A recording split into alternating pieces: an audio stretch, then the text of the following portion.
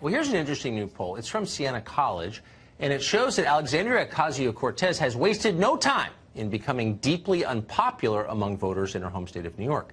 A total of 33% of those polled said they liked Ocasio-Cortez. A whopping 44% did not. How did someone who's been in Congress only a few months turn off so many people and so quickly? Well, the Congresswoman has a ready answer for that, as she does for most things. As she explained on Twitter, Republicans, working in concert with that dastardly Fox News, quote, otherize and demonize anyone who isn't, quote, a white male. In other words, it's bigotry, pure and simple. Those may look like bad poll numbers. What they really are is racism. Now, it's possible you will scoff at this explanation. It is whiny and predictable and totally self-serving. It's also unsupported by evidence. So skepticism is a fair response. But let's go a little deeper for a second. What we have here is not simply a cynical excuse for personal failings, one we've heard 1,000 times from politicians, racism. What Ocasio-Cortez has given us instead is a litmus test for our souls. It's simple. When you agree with Alexandria Ocasio-Cortez, you are a good person. When you disagree with her, you are not. You're a racist, a bigot, a hater, a loathsome human being. Got that? Okay. Prepare for the exam. We're not proctoring this test. We're on TV right now and you're at home or in a bar. We're going to have to use the honor system here. We're going to play you a series of clips. Now, be honest about how you feel about them. Everything hangs in the balance. First, we're going to consider AOC's views on children. She doesn't have any, and there's a reason for that. She cares too much. Her heart is too big. Watch her explain. Our planet is going to be a disaster if we don't turn this ship around. And so it's basically like there's scientific consensus that the lives of children are going to be very difficult. And it does lead, I think, young people to have a legitimate question. You know, is it okay to still have children? Is it okay to still have children? That is AOC's question to you. Now, if you answered, are you kidding? Of course it's okay to have children. And by the way, back off, you authoritarian creep. How many kids I have is none of your business. If you answered that way, you failed the test. You're probably a white supremacist. If, on the other hand, you paused for a moment, thought deeply about climate change, and realized that actually some unmarried 29-year-old member of Congress probably should be in charge of your childbearing decisions, then congratulations. You passed. You are virtuous, not a racist at all. Okay, on to number two. This one's about food. My Twitter mentions I'm getting a lot of references about cow farts. And I think that's a reference to your Green New Deal. Yeah. Can you explain that for us? We got to address factory farming. Maybe we shouldn't be eating a hamburger for breakfast, lunch, and dinner. So the question is, how many hamburgers should you be allowed to eat in the course of a day? Now, there are two possible answers here. The first is, huh? What kind of question is that? Isn't this America? And hey, stop eating off my plate. That, unfortunately, is the racist answer. It's the one that Bull Connor would have given if he were still alive enough to eat Big Macs. The correct answer is, I will eat exactly as many hamburgers as Congresswoman Ocasio-Cortez allows me to eat, and I will be grateful for them. If that was your response, congratulations to you. You are a good person. Now to number three. This one's about immigration.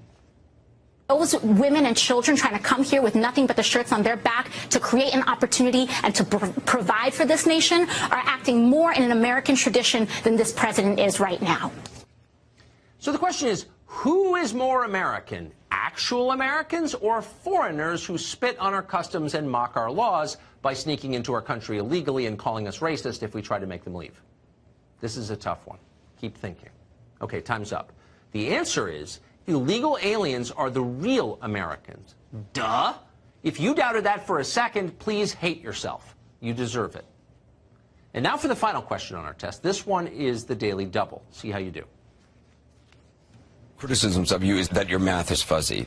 The Washington Post recently awarded you 4 Pinocchios. I think that there's a lot of people more concerned about being precisely, factually, and semantically correct than about being morally right. Factually correct. Now, this question gets right to the heart of it all. Are you one of those troglodytes who still cares about facts, about numbers and evidence and physical reality? It's 2019, man. Physics is just a preference. if you persist in being factually correct and continue to read books, speak in complete sentences, please know that you are committing racism. You, sir, are a bigot. And Congresswoman Ocasio-Cortez condemns you. She, by contrast, is morally right and utterly certain of it. On this test, that is all that matters.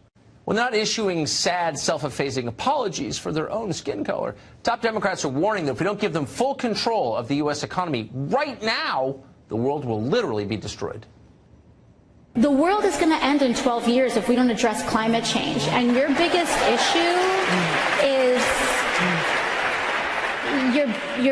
issue is how are we going to pay for it? And like, this is the war. This is our World War II. This is our final chance. The scientists are absolutely unanimous on this, that we have no more than 12 years to take incredibly bold action on this crisis.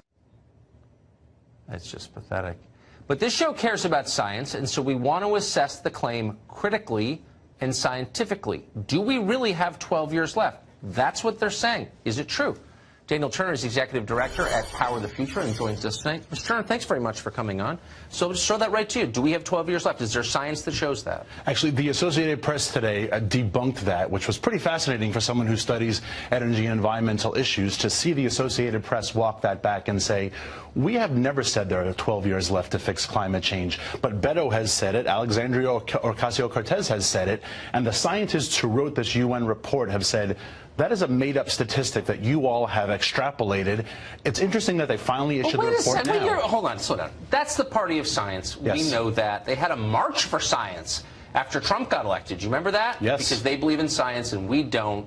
And we believe, obviously, in snake handling. Kids marched out of class on Friday for science. For science. But this doesn't sound like science. No, the 12 years number is what the scientists said based upon the Paris Climate Accords. This is where we would like to get by 2030. This happened in 2018. So by 2030, we want to get here. Somehow that number became, if we don't do it in 12 years, the end of the world is imminent. And Beto has said that. Like I said, numerous Democrats have run on that issue. When Beto announced the other day, that clip that you just showed, he said that there was unanimous consensus among scientists that we had 12 years left to fix this. And so it is nonsense that they've repeated this over and over again, and it never gets, as you said in your first segment, it never gets corrected and no one apologizes. So these are basically people you're saying who believe that Bill Nye is actually a science guy and not just a buffoon created by television. Exactly. Okay. And what I'd love to ask these folks, I remember a report in 1989, I was a freshman in high school when it came out, that said we had 10 years left. By the year 2000, we had to fix climate change. What did they get wrong then? The same UN panel, by the way, issued both reports. What did they get wrong then that they are so certain that they have now that we have to fix climate change? It sounds like a lot of what they say is just an effort to immediately take the moral high ground and, holding the moral high ground, do whatever they want to the country. Yeah, when you do things under the guise of protecting Mother Earth or for the planet or for the children, which is what a lot of them say. Remember those kids who stormed Dianne Feinstein's office a little while ago? When you do things for the planet, you are given a really wide berth. And so it is taking over the healthcare industry. It's taking over basically all employment. It's putting out of work millions of people who work in the energy industry. Funny that Beto wasn't talking about these things when he was running against Ted Cruz a couple months ago. It's just fun. I mean, I think of myself as a pretty ardent conservationist, as someone who loves the outdoors and spends a lot of time there.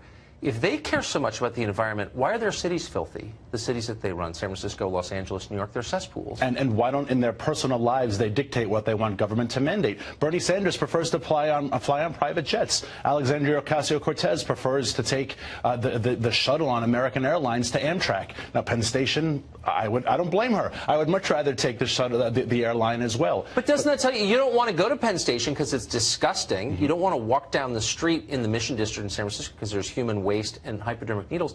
How should I take someone seriously as an environmentalist if they don't pick up the trash in front of their own building? They're unable to run their cities now, but somehow if they are given more power to run all of government, to employ basically the entire nation, including those unwilling to work, as they mentioned, somehow they'll be able to fix things. They can't run Amtrak well now. What makes us think that they will build a national automotive grid or train railroads? I feel like a lot of conservatives, Republicans certainly, are on the defensive as soon as these people start talking, and they say, climate is a problem. Instead of just saying you have have no idea what you're talking about.